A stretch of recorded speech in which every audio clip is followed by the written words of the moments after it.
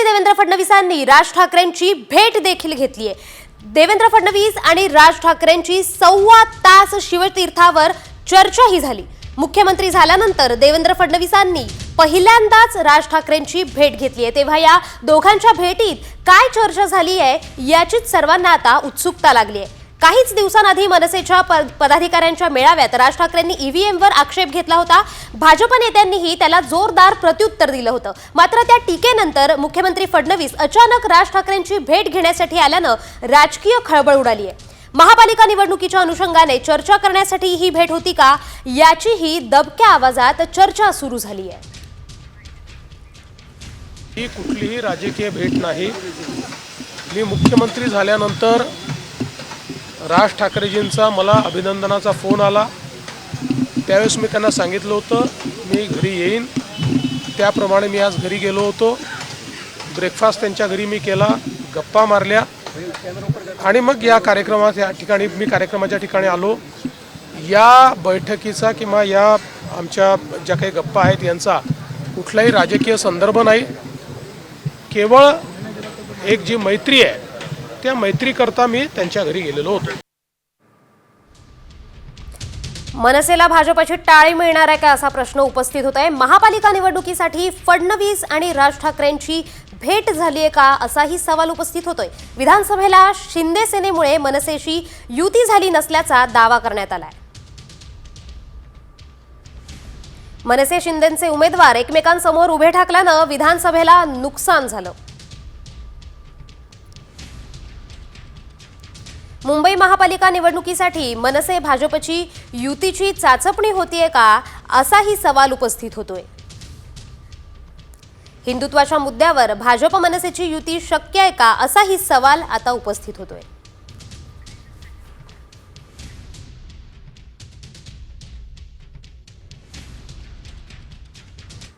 भाजप नेते सातत्याने राज ठाकरेंची भेट घेत आहेत। राज ठाकरे उद्धव ठाकरेंसोबत जातील अशी भीती भाजप नेत्यांना वाटते का असा सवाल विचारला जातोय। तर पुढच्या बातमीकडे वळूया। पुढची बातमी आहे अमित ठाकरेंच्या संदर्भातली। मुख्यमंत्री देवेंद्र फडणवीस आणि राज ठाकरेंच्या भेटीची इनसाइड स्टोरी सामच्या हाती लागली आहे। राज ठाकरेंचे पुत्र अमित ठाकरे हे राज्यपाल नियुक्त आमदार होणार का याचीच आता चर्चा सुरू झाली आहे। कारण भाजपच्या कोट्यातून अमित ठाकरे आमदार होतील अशी माहिती सूत्रांकडून मिळतेय। विधानसभा निवडणुकीत अमित ठाकरे माहीममधून उभे राहिले होते, मात्र तिरंगी लढतीत त्यांना पराभवाचा धक्का बसला होता। मात्र आता अमित ठाकरे भाजपच्या कोट्यातून राज्यपाल नियुक्त आमदार होतील अशी माहिती सूत्रांनी दिली आहे।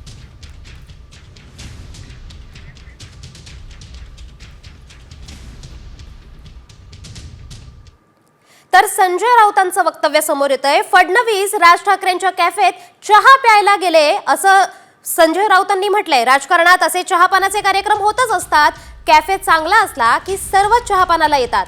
फडणवीस आणि राज ठाकरेंच्या भेटीवर संजय राऊतांनी या शब्दात प्रतिक्रिया दिली आहे। तर पवारांकडे काय झाडू मारायला जातात का असा संदीप देशपांडेंनी पलटवारही संजय राऊतांवर केलेला पाहायला मिळतोय।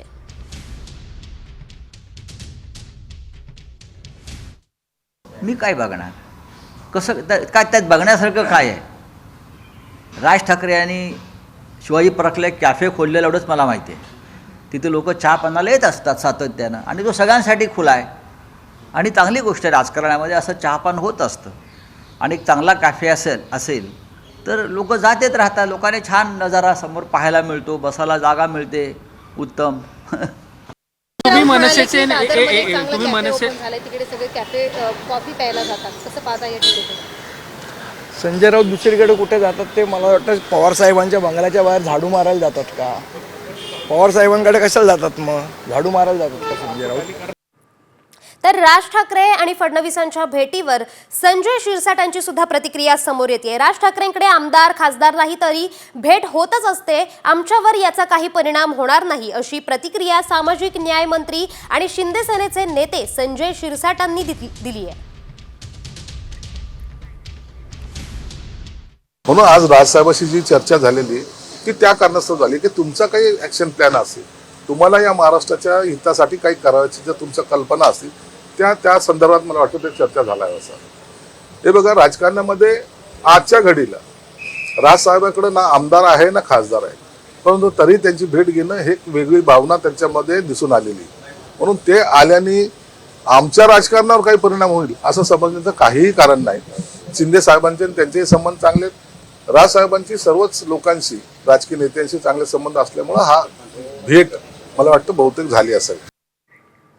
तर देशभरातील तसंच राज्यभरातील इतरही महत्त्वाच्या घटनांचा वेगवान आढावा टॉप 50 मधून. नवी मुंबईतले तब्बल 8,500 कंत्राटी कामगार उद्यापासून बेमुदत संपावर जाणार आहेत. समान काम समान वेतन ही मागणी करत हे कंत्राटी कामगार गेल्या महिन्याभरापासून आंदोलन करतायत. मात्र नवी मुंबई महानगरपालिकेने अजून त्यांची दखल घेतलेली नाहीये.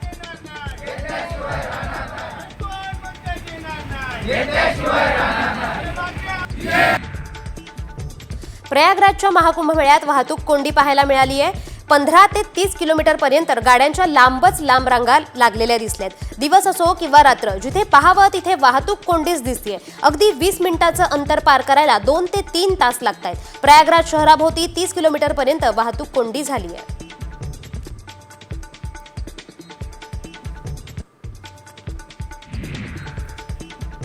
निर्जय रेल्वे उड्डाणपुलाच्या पुनर्बांधणीसाठी लागणारे प्रिकास्ट 19 गर्डर टाकण्याचे काम पूर्ण झालंय. यामुळे कल्याण शिळे मार्गावरील प्रवाशांचा प्रवास सुकर होणार आहे. हे काम निर्धारित वेळेत पूर्ण व्हावं यासाठी रेल्वेने मोठी यंत्रणा या कामासाठी लावली होती.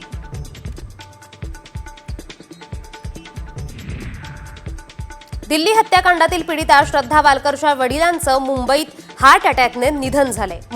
मुलीच्या मृतदेहाच्या अवशेषांवर अंत्यसंस्कार करण्याची विकास यांची इच्छा मात्र अधुरीच राहिली आहे. कारण हे अवशेष पोलीस तपासातील पुरावा आहेत, त्यामुळे वालकरांना ते देण्यात आले नाहीये.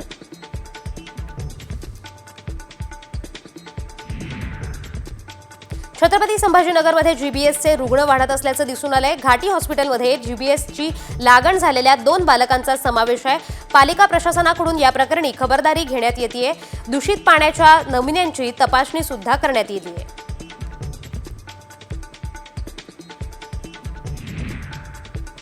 नवी मुंबईतील पाम बीच मार्गावर दुचाकी स्वाराचा भीषण अपघात झालाय.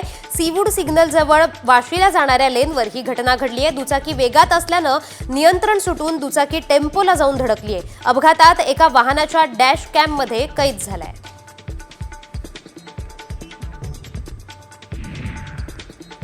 सिंहगडावर रविवारी मधमाशांनी सुमारे 4 ते 5 पर्यटकांवर हल्ला केला. या हल्ल्यामध्ये एक तरुण बेशुद्ध झाला. त्याला स्थानिकांनी रुग्णालयात दाखल केलं. कल्याण दरवाजा येथील मधमाशांच्या पोळ्याला दगड मारल्यानं त्या माशा उठल्या आणि त्या पर्यटकाच्या मागे धावल्या अशी प्राथमिक माहिती समोर येतेय. कोल्हापुरात 50 ओलांडलेल्या मित्रांनी 37 वर्षांनंतर एकत्र येत शाळेच्या जुन्या आठवणी ताज्या केल्यात. पांढरा शर्ट, अर्धी खाकी चड्डी घातलेले विद्यार्थी आणि 2 वेण्या घातलेल्या विद्यार्थिनींचा स्नेह मेळावा पार पडलाय. रामराव इंगवले हायस्कूलमध्ये हा सोहळा रंगलाय.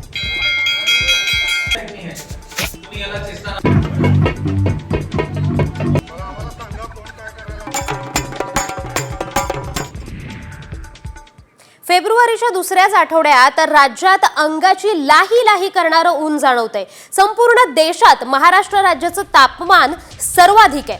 रविवारी विदर्भातील ब्रह्मपुरी 37 तर पुणे शहरातील कोरेगाव पार्कचा पारा 36 अंशांवर गेलाय. महाराष्ट्राचे सरासरी तापमान 35 ते 37 अंशांवर गेलंय.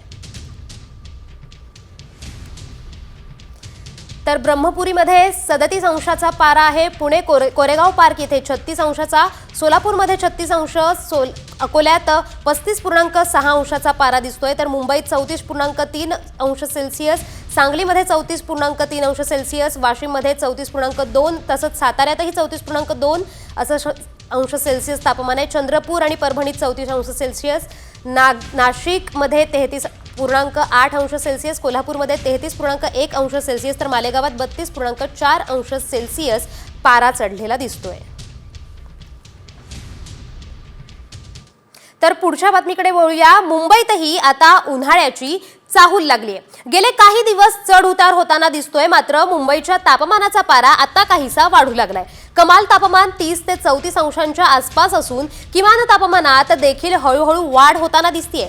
सध्या दिवसा शहरात उन्हाचा ताप सहन करावा लागतोय, तर रात्री उकाडा जाणवतोय.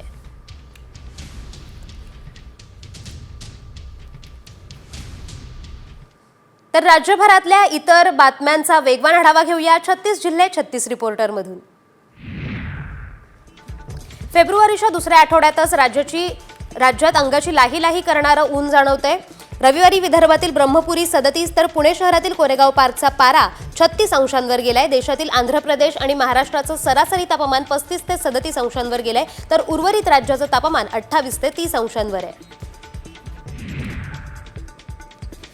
छत्रपती संभाजीनगरमध्ये जीबीएसचे रुग्ण वाढत असल्याचं दिसून आलंय. घाटी हॉस्पिटलमध्ये जीबीएस लागण झालेल्या 2 बालकांचा समावेश आहे. पालिका प्रशासनाकडून या प्रकरणी खबरदारी घेण्यात येतेय. दूषित पाण्याच्या नमुन्यांची तपासणी करण्यात आली आहे.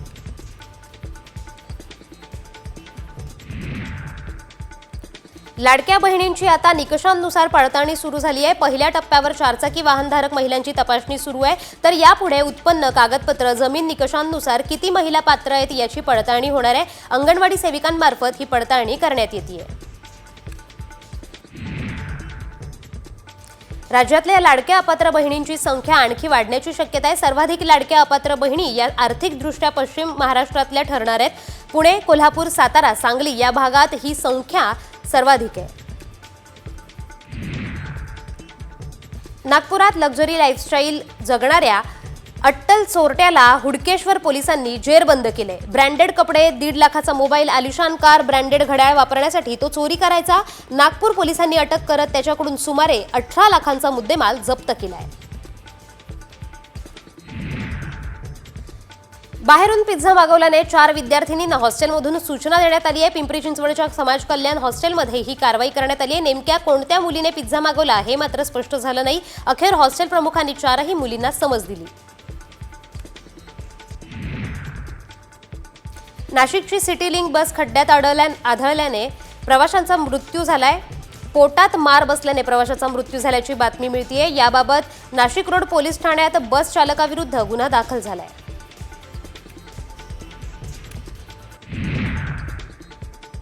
नाशिकमध्ये नशेत बेभान झालेल्यांकडून भर रस्त्यावर उन्माद सुरू आहे. नाशिकच्या उच्चभ्रू वस्तीत मध्यधुंद तरुणाईची पोलिसांची उज्जत पाहायला मिळाली. दारूच्या नशेत बेभान युवतीसह एका युवकाने मुजोरगिरी करत पोलिसांसोबत वाद घातल्याचा व्हिडिओ व्हायरल होतो.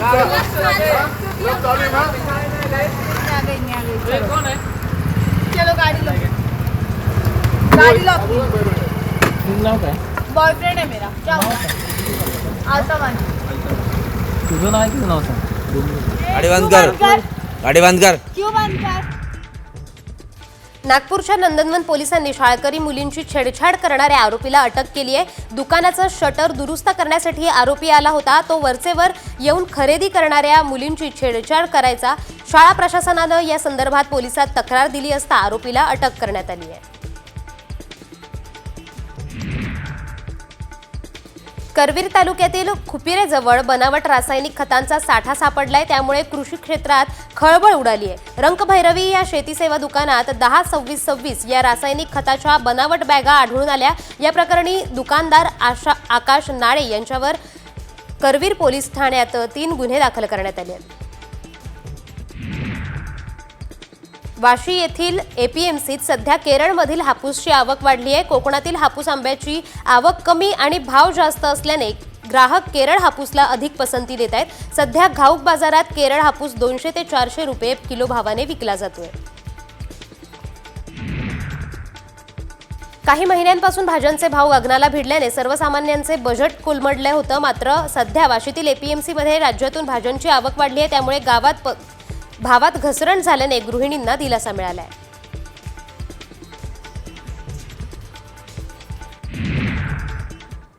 आता मन सुन्न करणारी एक बातमी समोर येते. चुलत बहिणीचं लग्न होतं, त्यामुळे तरुणी आनंदाने डान्स करत होती, आनंद साजरा करत होती. मात्र असं करत असतानाच विघ्न घडलं. डान्स करत असतानाच तरुणी खाली कोसळली आणि ती पुन्हा उठलीच नाही.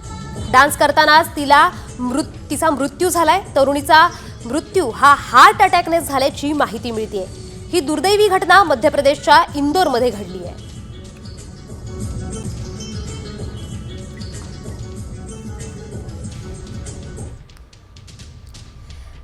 तर हार्ट अटॅक अशा हार्ट अटॅक येऊ शकतो, त्यामुळे काळजी काय घेतली पाहिजे? दररोज 30 ते 40 मिनिटं व्यायाम केला पाहिजे. धूम्रपान, मद्यपान, बैठी जीवनशैली आणि ताणतणाव टाळला पाहिजे.